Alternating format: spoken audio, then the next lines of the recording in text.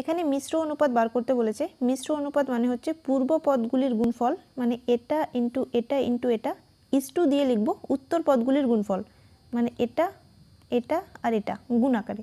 তাহলে এটা লিখে দাও X plus Y into x square plus Y square into লাস্টার হচ্ছে এক্স স্কোয়ার মাইনাস ওয়াই স্কোয়ারের হোল স্কোয়ার আছে।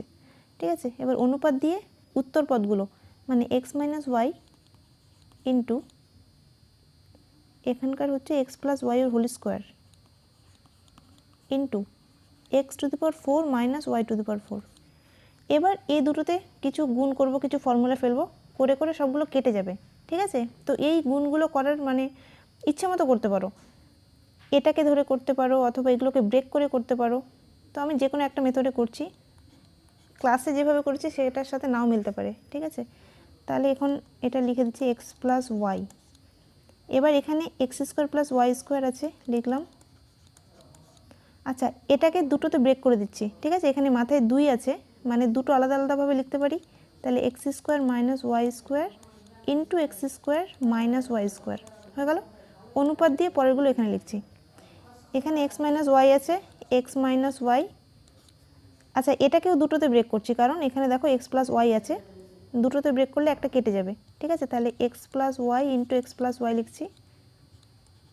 কোচিংয়ে আমি এগুলো বলে দিয়েছিলাম, এতটা ব্রেক করে দেখাইনি, মুখে মুখে বলে ক্যালকুলেশন করেছিলাম।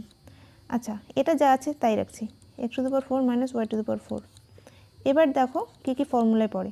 দেখো এক্স প্লাস ওয়াই এদিককার আর এদিককার ক্যান্সেল হয়ে যাবে। ঠিক আছে, এবার এই দুটো মিলে ফর্মুলা পড়বে। দেখো a plus b into a minus b, মানে কি এ স্কোয়ার মানে এক্স স্কোয়ার এর স্কোয়ার, মানে x to the power 4 minus b square হয়, মানে ওয়াই স্কোয়ার মানে ওয়াই টু দি পাওয়ার 4। ঠিক আছে, এই দুটো মিলে এটা হলো, আর এটা যা আছে তাই।